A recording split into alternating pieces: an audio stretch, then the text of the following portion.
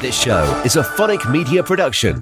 Hey friends, something very different today on the podcast. We're asking the question, what happens when you meet your heroes? And there's a very interesting reason why, because you're about to meet my hero. It's going to blow your mind, guys. I've pulled off a right coup here. What happens when you meet your hero? Yeah! Wow, I'm still a bit gobsmacked, which is a lot That is a for lot. me. For you to have nothing to say is a joy and a miracle and a shock all rolled into one. So, It's been a bit of a surprise, Cheers. isn't there? Cheers. Cheers. that's going to come up later. So today on the podcast, something very different. You know, normally we chat about life and business and we give our insights and our wisdoms and we share where we're at in life and business. And, you know, we get lots of feedback. We get lots of people messaging saying how much they like it and how relatable it is. We're going to go the other way today. We're going to be completely unrelatable because today on the podcast, Still can't believe it. We've got a special guest that I didn't know anything about. So Hayley didn't know this. So a couple of weeks ago, for context, Yes. a couple of weeks ago, we did an episode. Well, we had where T-shirts on, We had didn't T-shirts we? on. So mine said Rob Dyrdek is my icon, and yours said Rob Dyrdek FFS, as in for fuck's sake. And we were talking about, and it was bought for us by your Uncle Ian, Yeah. who's also a fan of the podcast. Yes. Shout out Uncle Ian, who's basically the reason why all this has happened. 100%. So we did that episode and some of my production team, shout out to the Phonic crew, had taken a clip of us talk about Rob and turned into a funny clip of you basically going, I don't even know who Rob Dyrdek is. No offense, Rob, if you're listening, not you ever will, but I don't know who you are. Yeah. I don't know why my husband keeps banging on about you. Anyway, we put that online and tagged Rob Dyrdek, to which he then responded as like, this is hilarious, and shared it across his social media. Mental. And then he DM'd me and said, I've got to come on. I need to come onto your show and convince Hayley that I'm worth listening to. So the whole thing was that Hayley was like, I don't care about Rob Dyrdek. Who is he? Whatever. For context, Rob Dyrdek is an investor who's sold, in the last 5 years alone, has sold, I think, 6 companies. And he's got a personal net worth of somewhere around between $400 and $600 million. Big deal then. So, but more than that, he's been as we were here on the podcast, in the interview, he's been a former professional skater. But a couple of years ago, he got really wise to the fact that actually he was spending all this time working on how to build businesses and how to create businesses. But he's like, I need to create a life.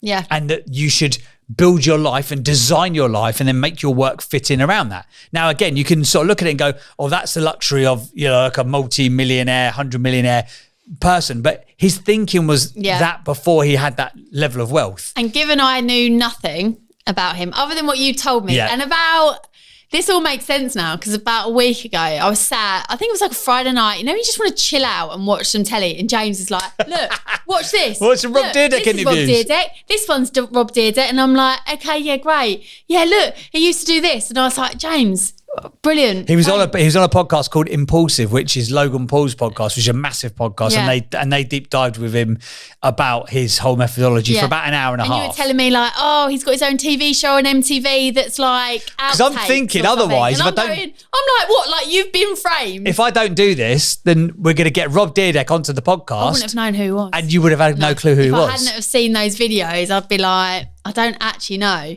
Anyway. So I had no idea. All I knew is that we were recording a podcast and you said, I've got a special guest. And that was special guest, which we've never had a special guest on the podcast before. So should we let him listen? Yeah, so here it is. This is me and Hayley, the Business Marriage Squad, chatting live to Rob Dyrdek. Can't believe it.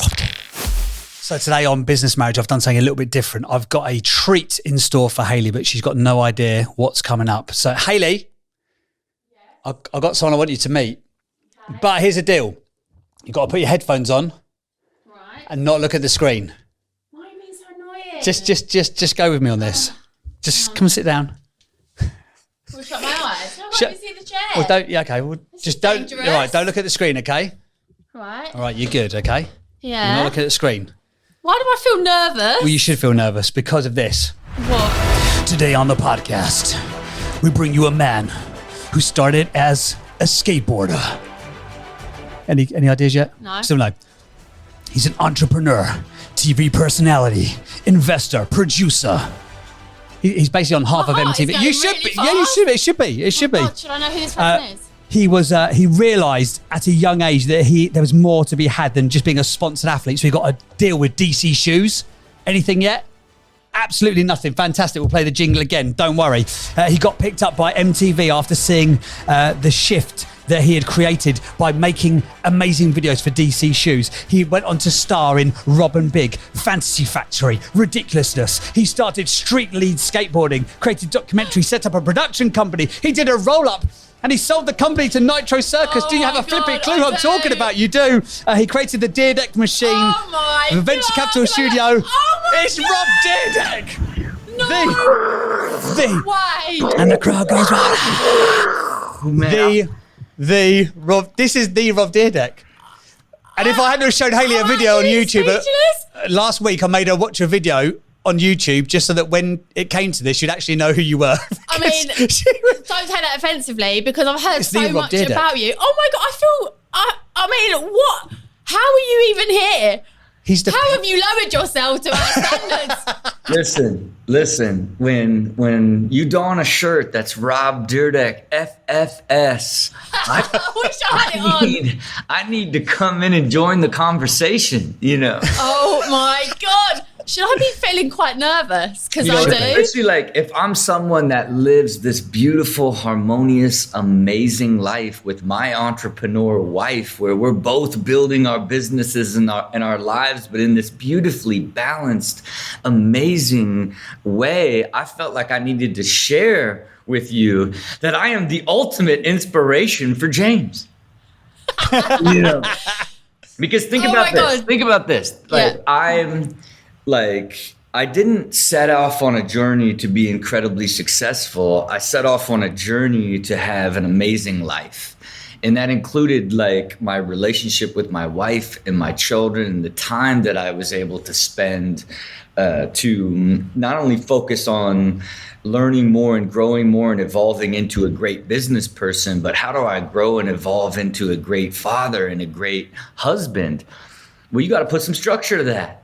You got to put some structure to that, you know, and life is in this beautiful sort of flow state. And if you don't begin to sort of project the probability of how you're going to feel in the future by, you know, building a rhythm of your life and focusing on your time and putting in time to work out and putting in time to spend time with each other. Because think about this. This morning I got up at 4:30. I asked my wife what time would she like to wake up. She said right now. I went down, I brought her a coffee. Then I came down and had my coffee already pre-made. I sent her an email of every single thing that I'm doing today, including this podcast appearance, which she'll be like, what is this? I did a love quote, you know, to from my soul. Then she has insight to everything that I'm doing today before I came down and got to work. And then what do? I spent time today to go take our kids to the dentist. And then later this week, we have our breakfast date. And then we have our movie night on Wednesday. Then our Friday night pasta night. Then our Sunday night sushi night. Then every other week, we have a therapist come to the house to make sure we have neutral ground to discuss any issues that may have built up. Then on Thursdays, we have a family sync with all of our assistants to go through our entire life to make sure there's this entire rhythm that nothing's missing so that we're always staying in an even keel and a flow. And it is what I would consider the reason why I have such an extraordinary marriage and such an extraordinary life by prioritizing the balance in my life and getting better and better at it over time rather than trying to find it, as they say. Oh, I got to find work-life balance. Like, no, I built this beautiful rhythm and then created balance and got better and better at being balanced. And this is what James is going to do in the future. Yes. Oh, wow. Okay. Well, all right. Okay, I love go on. it. I'm like already, I'm pretty sold. Okay. 4:30 tomorrow morning. Hey. What? Cheers. 4:30? Well, cheers to you guys. Hey! Cheers. Look at this. I love that. So, okay, so here it is. So I love that. I love the idea of creating the life that you want to have before, like me and James, we say this phrase of we just kind of bumble along and things just happen. But ultimately, we love each other. We love our life. We're both growing our businesses. Obviously, we're not quite at your level yet, Rob, I admit. Yet. Just say yet. But where we're different is James is really strict on like, he's got this thing, which you're going to know. So I've nicked your idea. He rates himself every day and all these things that he's doing, which I don't have an issue with, but sometimes it just looks absolutely exhausting. And then he's putting it all into this spreadsheet so he can monitor his success rate. Okay, okay. I made a formula yesterday. I learned how to do formulas in Excel. He's showing me all of these things. Look at the weeks that I haven't gone and exercised, or look at these weeks I haven't eaten as well. And I said to him, totally love that. But what does it actually mean? Because if you're not actually tracking how you're feeling, maybe how the business was doing that week, you showing me a spreadsheet that says, oh, I didn't exercise, it's not showing me a correlation of anything. It's just showing a list of things that you did or did not do. So is he doing it right, or is there more to it? Look, I could shed a tear right now. And look, there is no right way to do it. When you're in this perpetual pursuit of just being a better version of yourself, it's so hard to understand what can make you better at life because there's so many inputs that make up who you are. So even for me, even early on when I began to track how I feel about my life, work, and business 0 to 10, the most fascinating part was it was pretty simple. It was like I either was half full and was hopeful about life, or I was half empty and like wish I wouldn't have bought a couch. Wish I would have never started the company. Why am I doing so many things? Like when you're half empty, you begin to pick apart everything. But what I realized is why I was half empty ended up being these 4 or 5 different things that I had to make changes on, and I think even for me I went and made those changes, and then my entire life elevated. And then you have a continual sort of series of things you can get better at. But I think even from the health perspective, I began to track, did I get up at 5? Did I brain train? Did I meditate? Did I get in the gym? Did I eat clean? Did I not drink? Did I take supplements? And if I did those more consistent, the quality of life numbers would be higher, how I would rate 0 to 10. It became so obvious to me that, at this point so far this year, I haven't missed one day. That is 7 days a week, getting up at 5, brain training, eating clean, meditating, not drinking, like intermittent fasting and taking supplements. And I feel extraordinary.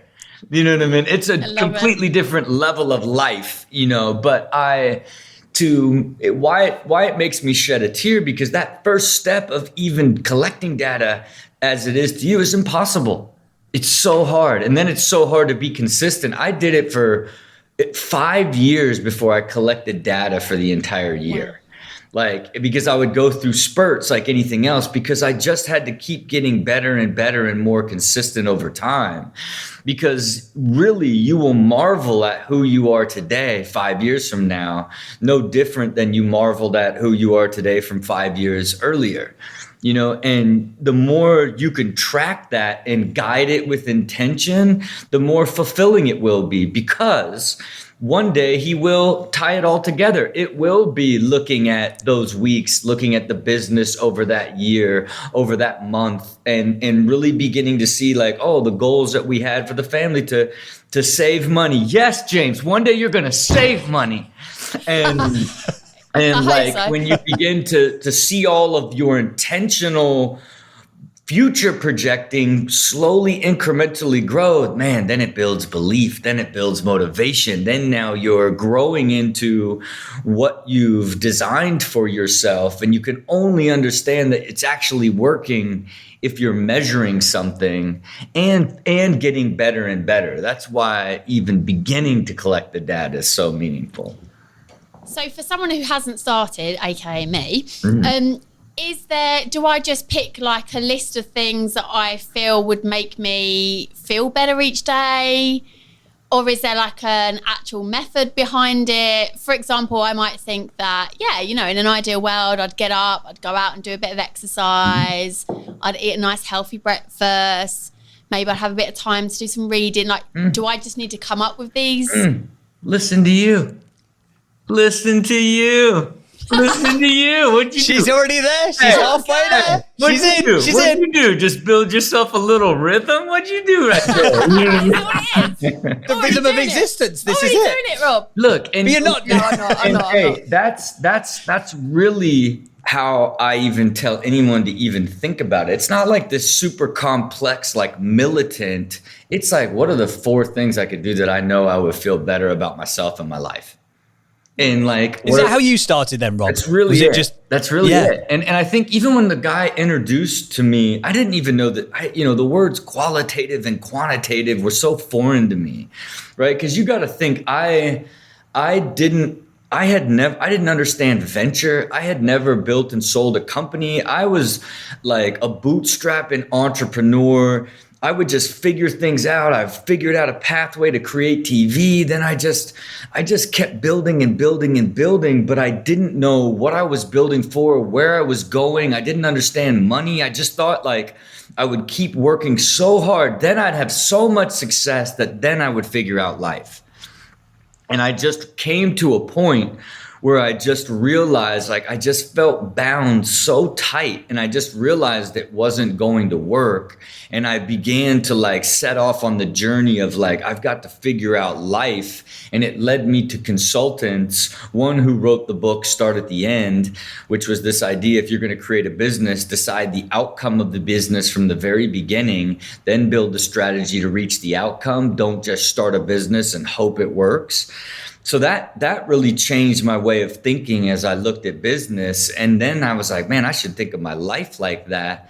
Then I hired another group that helped me sort of organize how to build a system that would take ideas all the way through the exit stage of a business. Then when I looked at that system I created, I'm like, man, I need to create the same system for my life. Inside that system was a rhythm of company, because it's like, you know how the rhythm of your businesses work. It's like every Monday it's a stand-up, every once a month it's financial review. Like you're in this rhythm. There's weekends, there's holidays, there's all these things you got to get into.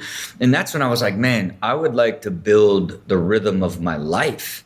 And so it started off as the rhythm of Rob, and it was like taking the rhythm of company that I had built for the Dyrdek machine and integrating my life into it. But then I realized, man, both of these together is my entire existence.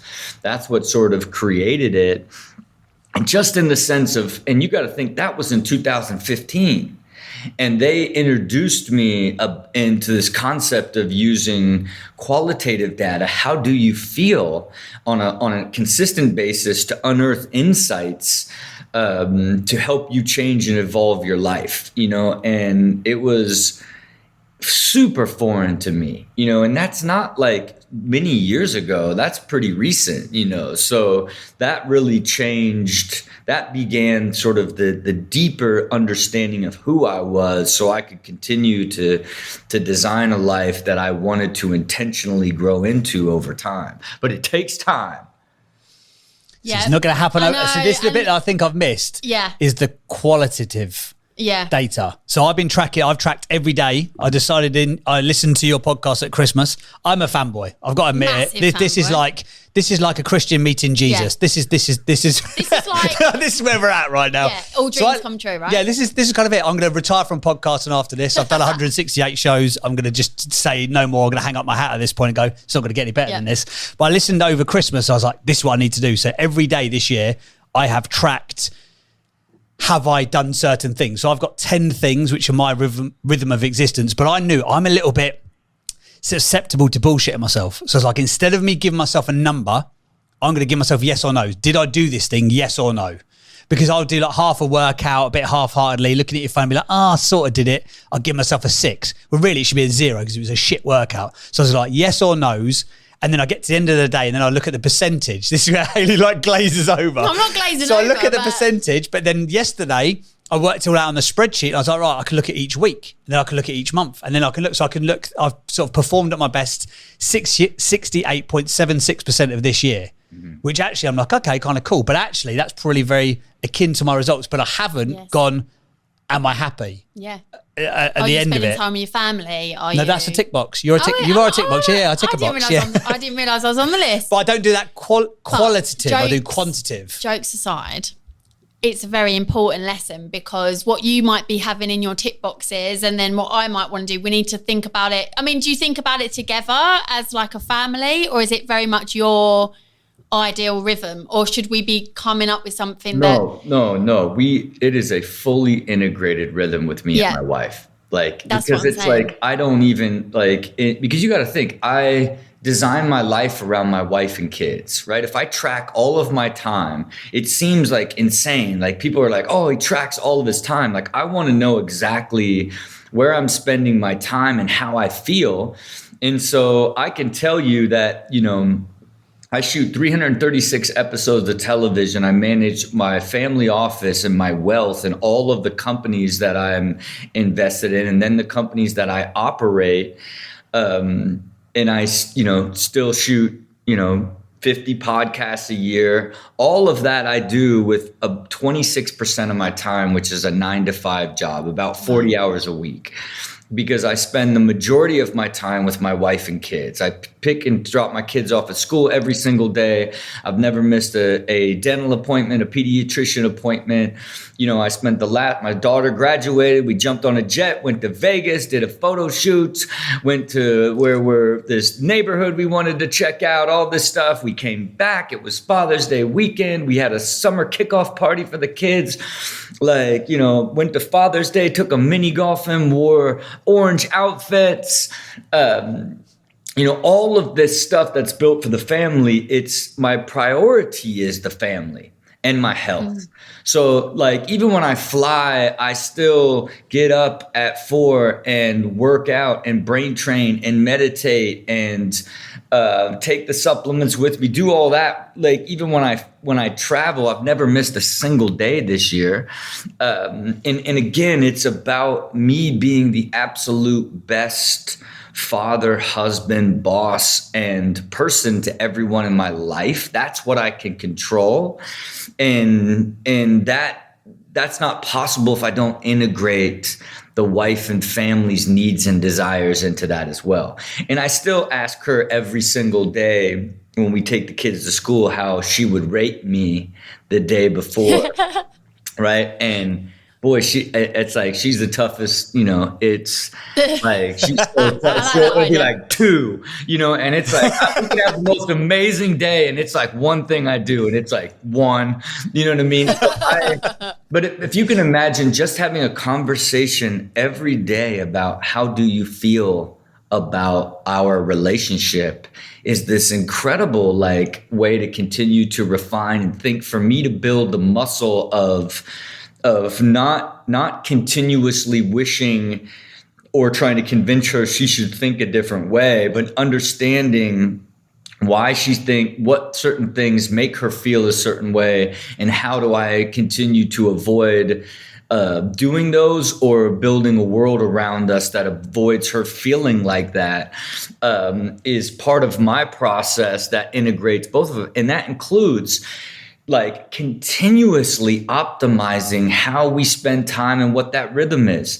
Because as you guys said in the same podcast, where the world is changing, you're changing, everything's changing on an ongoing basis. So is your rhythm and your use of time, and when and how you can do a lot of things that you need to feel balanced and feel fresh, feel happy, feel healthy. So it's like, you have to do that together.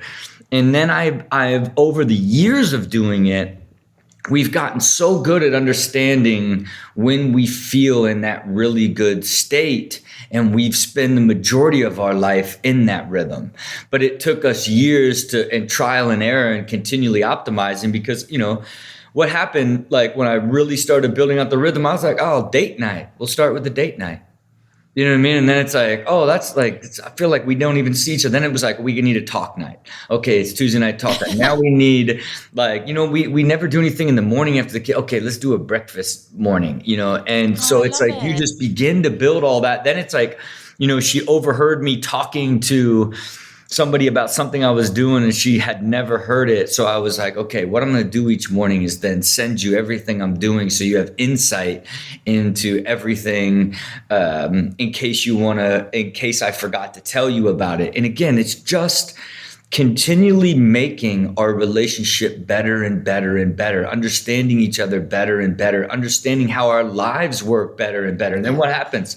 Now our kids are in a new school. Now it's like, they have activities they want to do. So now I've got to make a complete adjustment in this beautiful rhythm of like my monthly and weekly in my company and the way that I shoot television. I completely rearranged all of that to get back into a rhythm for the family based off of the evolution that our family's going through, right? And it's just this continuous, ongoing basis of putting the family first and the energy and the health first that then the life is built around, rather than just letting life happen and then constantly wishing like I had more time for this or did this, and I like to say, if you don't design your time, if you don't have the time to design your time, you will never have the time to do the things you want, because you're always doing what you have to do.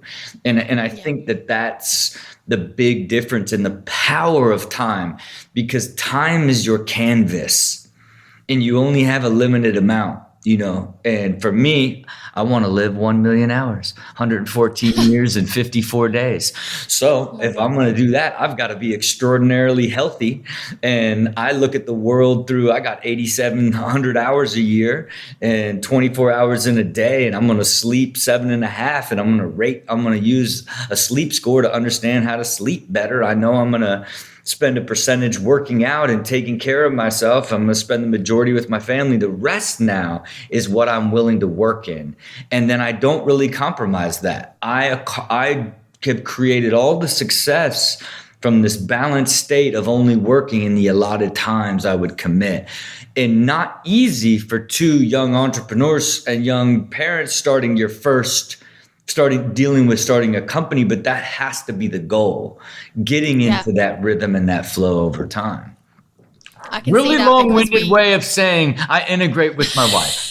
No, but it makes so sense, because how many times do we say, we should do this, we should go on a date night, we should spend more time catching up, but we don't. We put clients first, which obviously, yes, we want to deliver a great service, but as you say, we're not taking control of that designing. And you go off and say you want to do this, and then that's great, but then I need to be more proactive and we need to come together. So maybe that's the task that we can set ourselves, to design our own rhythm. We should do that on our first date night / breakfast morning / sushi Sunday. We could tribute it to the Dyrdek date night. The Dyrdek date night. I like that. Think about it. Like you gotta put it in the calendar for it to ever happen. And you're going to get there and you're gonna be like, I've got to get this done. Like, I can't do it tonight. Can we do, it's going to happen. And it's not, you can't put so much pressure on yourself. We don't build a calendar in a rhythm and be like, if we don't live this, our life is a mess. We constantly change it. And like something happens and continuously like push something forward. Like his life is coming at you on an ongoing basis, but it builds this nice foundation for you to get your flow in, but it's not like rigid. It's still highly adaptive based off of how you feel and based off of what's happening in your life. But in the times that it is in rhythm and gets more consistent, then now it's like, you feel better when you're doing all those things. So you stay more consistent and push. I'm going to get up earlier and work on the project for the client that I have to work on, instead of compromising going to a movie tonight. I do feel like relaxing type of thing, but time is the canvas, and if you don't guide it in where you want it to go, you're going to end up in the same place over and over again. Only older. I love it. Yeah, I'm feeling old. I see it in the mirror. I think that's the quote. I'm going to get that put on a picture. There you go. Put it on an actual canvas. I love it. What's your sort of next steps with this? Because I've heard you talking about it on various podcasts. I think it was probably Lewis House's podcast where I first sort of discovered you, and I was like, oh my God. Then I sort of like did that thing on Apple Podcasts, like, where else has this guy spoken? You did like Ed Milet's podcast, and you did My First Million, and they put that out last week, and I listened to the original episode, and the sort of the rhythm of existence as you created it, it's almost like you created it for yourself, and accidentally you've gone, oh my God, this could help absolutely everybody. What's your plan for this? When's the app coming out? Because I can't live on an Excel spreadsheet and notes in my iPhone. I need this software. Yeah, I mean, look, you got to even think. That's why I was like going on my first million podcast again this last week. Was like I was so focused, and this is the idea of evolution and how you grow and evolve. I was so focused on the venture side and the business side that even though I was operating my life with the rhythm of existence and collecting all this data and optimizing my life, I still didn't fully look at that as like something I wanted to share at a high level until I started doing press again. And my first million, 2 years ago was the first time I really spoke about it. It created this interesting wave. And then I had ended up, I had created these clear financial goals, and then I had reached my life financial goals in a few years, right? That's sort of what that depth of clarity and operating from a more harmonious state, it accelerated my success. And then when I reached the height of the financial side, it changed me as a person. And I really attributed it to like the way that I was able to create it from a place of harmony rather than a place of sacrifice. And then it began the energy of, man, I really want to share this. And that's, as I spent the last few years, I meet with my writer on the philosophy every Sunday at 5 a.m. and paid him all the money up front to walk with me on a multi-year journey, because I want to unearth the simplicity on the far side of complexity that is a very like pure, timeless philosophy on what I've actually created, which is taking years to unearth inside the time frame that I'm willing to work on it. And then I've hired the group to develop the software, and I'm just working on the software and ideating on both, so that it can be super effective in both. You could read the philosophy, be like, okay, I understand this, then go and live it in the software.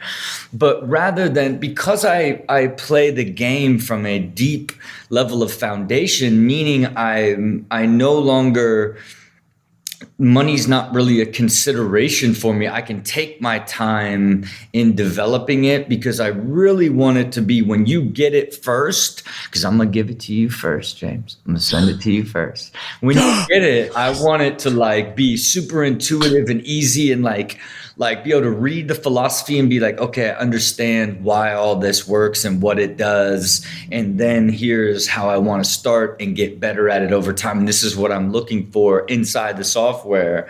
It's just a much more complex sort of development, and great ideas need to reveal themselves over time.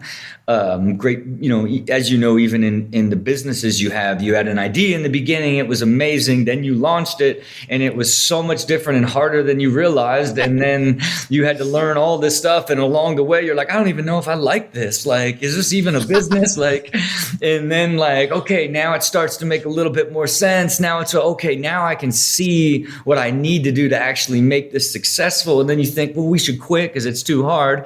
But then you keep pushing through, and then you eventually get into the rhythm of understanding how you can grow. I'm going through that process, but not through the pressure of launching it all and developing it all. I get to design it and develop it through the behind the scenes, and won't put it out until it's ready, which I think is like a 2025, 26 type of time range for me. Oh God, I've got to live on spreadsheets till then. Can I just because I know you talk about it so passionately, and I know that you probably hear from people like with my first million about how much of an impact it's had and how different it is. But this is what it inspired me to do. So first off, that's every day of the year on the yes or no's of whether I've done the thing. And then yesterday I developed it out and I turned it into this spreadsheet with these formulas and codes of these like tick boxes, which would then create me percentages of how often I'd done it. And honestly, I think now adding in that qualitative data of like what's the impact, it's changed how I live my life. And honestly, your philosophy, I find it so relatable, because whilst you are a million miles from where we're at, God knows we just want to get there.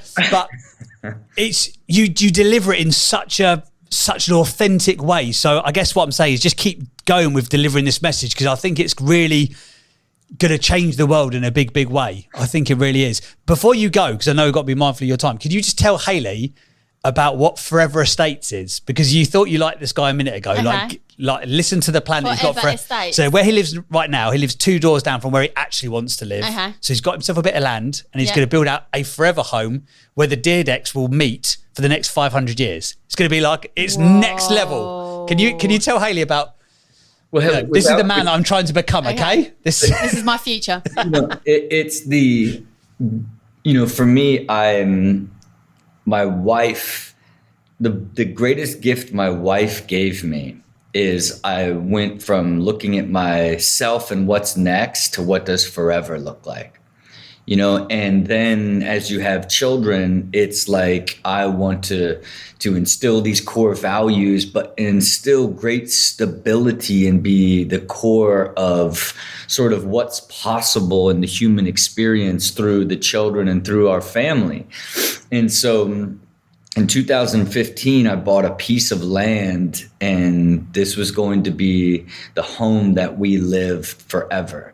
But the problem was I spent all the money that we had to buy the land and had to go and create the wealth and realize the vision to ever even build it. So called it Forever Estates and began to design it, and have designed it for all of these years. And then I realized the vision, but transitioned from self-preservation to generational preservation. Like, how can I truly impact hundreds and hundreds of years of Dyrdeks?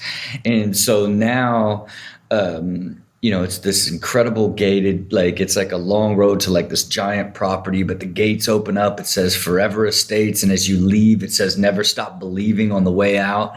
But I love it. But it is this beautiful Sayota designed house. And then it's all these chandeliers through the whole house, because it's my wife's connection all the way through it. Got this commissioned painting by Joel Messler in the great room that says Forever, next to a Robert Indiana love sculpture. And then when me and my wife die, right, we are going to be crushed into crystals and be in the main chandelier. We're going to be hanging from the chandelier. And then I pay cash for the house, put it into a trust, and we'll pay rent to the trust so that the house itself will be its own operating entity that will never have to rely on the family to operate. And so when we die, it will sit as Forever Estates, that old man Dyrdek, and the patriarch Rob and Brianna built with a vision of what was possible to impact them forever, and it will be in our family for hundreds and hundreds of years. How cool is that? That is so beautiful. How cool is that? So that's why I'm ticking the boxes every day. I'm trying to get to there, okay? That's it. I'm converted. She's in. She's in. I'm going to make it my mission. Hey, I'm going to set myself the goal. Listen to me. You need to decide what you want to accomplish out of your businesses, to put a marker to where we're going. This is exactly how many, and then it's like, how many clients do we need? How consistent does it need? What is it? What is the number? Hey, I want to get to this and create this and profitability and split this. Then where do you want to put the money? Before I ever made any money, I laid out every bit of strategy of how I would do it, then what I would do with it when I got it, and started incrementally building against the success that I now started building belief in, because I decided what it would be at the end. And you have to do that rather than just, hey, let's get a little bit more. It's all. You have to design what the outcome of each of these businesses are, then what you're going to do with that money, then what is that going to lead to the life that you guys ultimately want for you and your children, Wow, how cool is that? Rob, so appreciative. I know you jumped at like 5:30 in the morning. I can't believe that you've come on our podcast. It has been recorded in widescreen, but I don't know if Rob's actually seen your face, because there's Hayley. She's actually a real person. So just in case you couldn't see her for the entire time, but I'm super appreciative. I knew that the kid from Ohio who had changed the face of skating, turned pro at 16 years old, flew to the other side of the country. His mum was furious, by the way. Moved to LA to be a pro skater. Ended up designing shoes for DC. Went from sponsored athlete to owning the whole shebang. I knew that Rob Dyrdek was the man to come and tell you how a venture studio and a rhythm of existence could change our life. Done it. It's changed my life. It's going to change my life. Ladies and gentlemen, super excited. Rob Dyrdek on the podcast. Appreciate you guys. Wish you the best of luck. Keep pushing. Thank you so much, Rob. We appreciate you being here. And thanks for having your mug as well. We appreciate that as well. Cheers. Cheers. Here's to you and Forever Estates. Thank you, mate. See you guys. Thank you. So there we go. Oh my God. Rob motherfucking Dyrdek. Do you know what, right? On business marriage. I am not a fangirl. I'm not someone who gets like phased by people that are like, you know, really successful. I can admire it. But I have to say, chatting to Rob, just my mate Rob, Robbie D. It was genuinely like having just a friend in the living room just going, yeah, it's really this simple. I just wanted to design a life. I realised that I wanted to lead the life that I want. I had to almost like design it. It makes so much sense. Yeah. And when he said about... But so few people do it, don't they? And also like we do it. And Yeah. this thing, like jokes aside, right? I obviously take the piss out of you for like doing all these tick boxes. And it's like, but to my point, it's fine to tick off, yeah, I've read a book today. Yeah, I've done exercise. But what is it like? It's tracking. What does that do for you? Like, does it make you feel happier? Do you feel more in control? Do you feel? Do you see what I mean? Like, I've retrospectively, because when I was saying to him there in the interview about doing the spreadsheet, I did it all literally the day before doing the interview. I was like, I've got to get it off my phone and actually turn it into something. I was like, oh, this is quite good. Now it's quite useful. But what I should also do at the end of the day is rate myself. How do I feel? In life, work, and business out of 10? Have I spent? Yeah, and it's like with me, I always make a joke like, oh yeah, I'm so laid back. I don't need all this stuff. Which to a point I don't. However, do you think that's a way of like playing small? I think maybe it's like maybe I am a little bit lazy in that. Not, don't get me wrong, I'm not lazy when it comes to work or what I need to do for the children or like our life in that respect. But like almost like maybe. Yeah, I don't know. Maybe I'm scared of not what I could become. That sounds really wanky. What a wanker! Sounds so wanky. No, but that's true though, isn't it? Like almost like you hold yourself back. Like warning, Hayley could become too legendary. No, but I get it. Say like with the diet, for example. I don't believe in diets, etc. But I'm someone who will get to a point where I'm like, oh God, I've put on a bit of weight. I need to like. But then I'll almost keep going until the point where I'm like, it's all right, because as soon as I decide. Yeah. As soon as I decide to make a difference, you've always been like that. And like with smoking, you're like, oh, I don't want to give up smoking. I'll just know when I'm ready. And then you're like, I'm ready. But it's like you get to a point and it's like, sounds really far-fetched, but like time's going faster now. Like I'm not getting any younger. Like I'm feeling like much more tired maybe than I used to. And I think it's that realisation of if we keep going how we're going and we put all of our energy into our work, then I think everything else gets the scraps of you then, doesn't it? Yeah, that's everything else you is just sort get of the rotten old rag that's left over. The old sloppy rag of doom. Is it? Like, you go to bed feeling tired every night, or you don't have any like meaningful conversations, or like he was saying about the date night. How many times have we said about going on a date night? Yeah. And like he said, put it in the diary and nothing can come up. Well, no, he said it doesn't mean that if something suddenly came up and you had to change it. Almost the mentality has to be, that's in the diary, it's got to happen. Got to move. Yeah. Because we would, and that's the thing. So that the biggest realisation after that, and genuinely not to be like, oh, fangirl, but I will go away and think about the things that I could do each day that would make me feel better. Which would be what? Things like, I off the top of your head, having a bit of quiet time in the morning. But that would mean I'd have to get up mega early ahead of the kids. Mm-hmm. But if that is something that I would enjoy to do, then it means that I have to make sure I get to bed quicker. Does that make sense? Yeah. Little things like that, like or going out for a walk. But what you do, so you've started going for a walk this week, but again, instead of going for a walk, now all of a sudden for last week. Yeah, you have broken your toe. But also you've been out a couple of times and then you came in, you were just going to go for a walk around the block. Yeah. Then you came back in fucking huffing and puffing. I've ran. I started to run. But which is fine. I just felt like it. I black you. I just felt like running. I just felt like running. But in that instance there, you should have just enjoyed the walk because you were taking a step. I enjoyed the run. It was like, I can't explain it. I was just like, I want to run. Just wanted to run. But the point I'm trying to make. The wind through your hair. Here are the things. Yes, I agree about having certain things that make you feel good, because we could all work, right? And then everything else becomes an afterthought. But also, like, for example, at the weekend, when the kids are playing or they're watching a film or something, it's easy sometimes if I've got a lot of work and I can think, I just sit here and do a bit. But rather than that, this weekend I was like, no, I'm going to clear out the house, really cleaned it top to toe. Do you know what I mean? Like, put that sort of thing first. Put family time first this weekend. Do you see what I mean?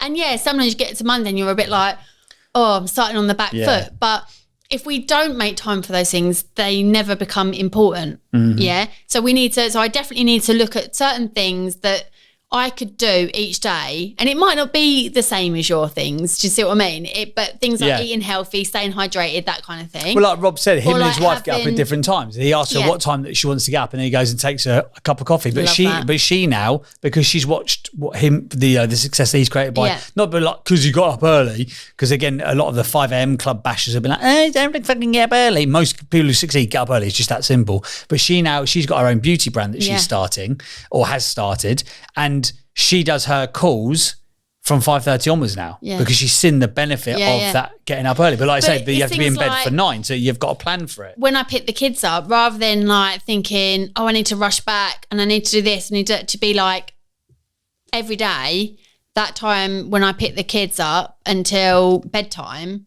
that's like quality time with the kids. Yeah. So like start shifting it that way. So I think I need to come up with my own routine. But I think 2 biggest lessons is that you can't have your list and I can't have my list over here. No. They need to connect. Because if say for example, I didn't actually ask him this question, I kind of did think about it, like when people make those excuses, but being realistic, like if we both wanted to go and do a gym class in the morning, we can't because we've got 2 kids. Does that make sense? Well, we could if we took them to school and nursery and went after. We both need to know that. Does that make sense? So we need to do it together.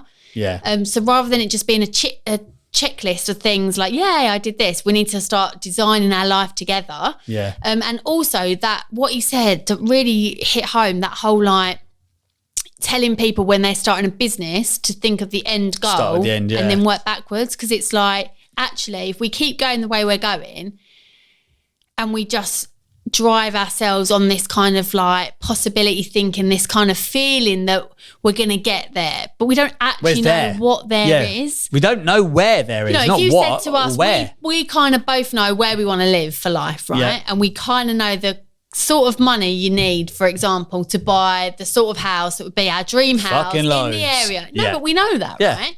So in theory, it's not that hard to actually sit down and work out, okay, so if you were going to I've got to sell a lot of podcasts for one of them gaffs in Chislehurst, let me tell you. But it's true though, isn't it? If you were going to get a house like that, what do you need to be earning? And maybe it's a reality check of, well, actually, like, these businesses aren't set up to do that. Yeah. So then if they're not set up to do that, how are you going to get that money? Yeah. Is it a case of actually when you hit... Oh, she's gone, guys. No, she's gone. Maybe I should send this to Rob, but like when you hit a certain amount of money in the business, maybe then some of it gets ring-fenced to go and invest in other companies or different things that are going to bring in revenue. Like, it's just...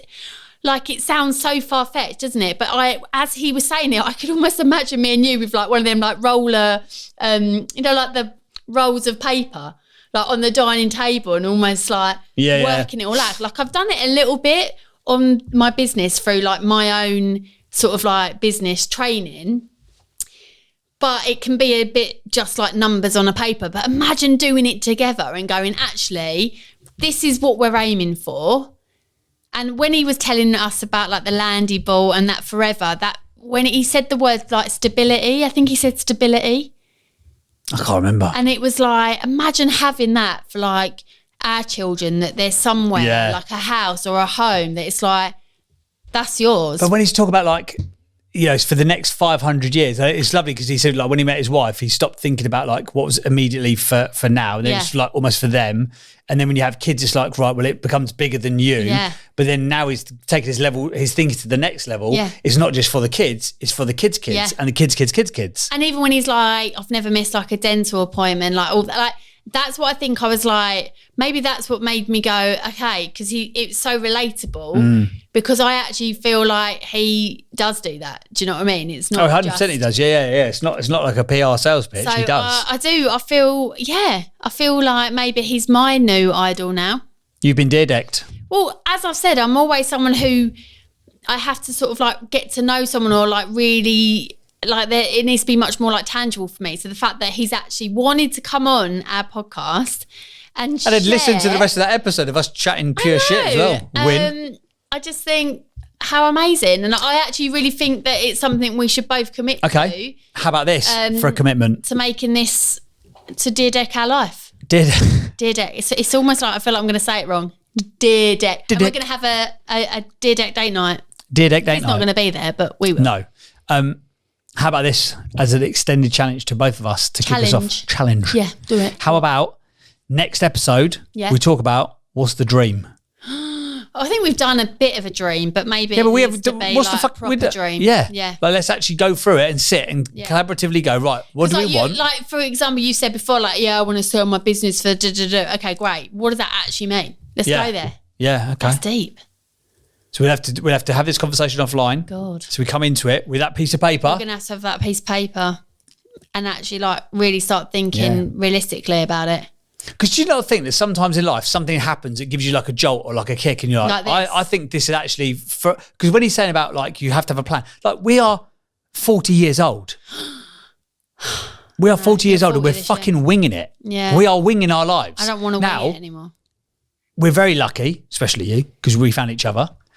We've got beautiful, healthy kids. Like that's, if you've got that, you're pretty good. I wouldn't say George is the ultimate of healthy kids. Got every sort of allergy going, but yeah. Fucking peanuts, hay. But overall, healthy kids, happy kids. We live in a nice area. We have freedom to live in the UK. We can make podcasts. We can do whatever we want to do. But I think that we need to look and go, right, what does the next 40 years look like? What is our version of Forever Estates? 80. God, that's scary. But what does it look like? What does it look like? Because I was thinking about it, maybe because it was Father's Day yesterday, but my dad died at 63 years old. And if I and all of the guys in my family have died young, so let's say I'm going to die on a bright note. No, but if let's say for example I've got until about 60. Don't tell me that. Well, yeah, but imagine then I've got 20 years left. 23. So doing this whole thing of like delayed gratification is fine, but my dad delayed gratification until he was in the fucking ground. Yeah. You know, he never spent any money. He was going to do this, that, and the other when he retired. But it was always like in the future. It's like, that's what. Did he enjoy the fucking now? No. And that's what Rob just said. Did he enjoy the now? He's saved all this money. He's the fucking richest man in the graveyard. Yeah. And what's it all for? Don't know. What's it all about? It's a very Hayley? deep. It's a very deep ending there, but it is actually really true. I feel like I've been slapped around the face with a wet fish. You've been Dyrdeked right around the face. Anyway. I hope you enjoy it though. I hope you've learned. I hope you enjoy the interview. I hope you get something out of it too. I think what an amazing guy. Rob Dyrdek came on our podcast. Rob flipping Dyrdek. Can't believe it. Of the Dyrdek machine. It also goes to show the power of like podcasting and personal branding, because that was one little clip that got to him amongst 9 million other of his followers. Crazy. And then he requested to come onto our show. Wow. And now we've got a one-to-one. We've effectively had like life coaching, fucking marriage counselling. What's his hourly rate? I mean, he wants to earn $1 million an hour. Right, so we've just got like almost $3 million. Oh my God. I've got to do something with it. Anyway, hopefully you've enjoyed it. Let us know what you thought about this episode, guys. We'd love to know what you think. Go to Apple, Spotify, Stitcher on YouTube, or reach out to us on Instagram at Business Marriage Pod. And we'll see you for the next one, where we'll tell you all about the dream. Rob fucking Dyrdek on our podcast. Can you believe that? I mean, unbelievable. This show is a Phonic Media production.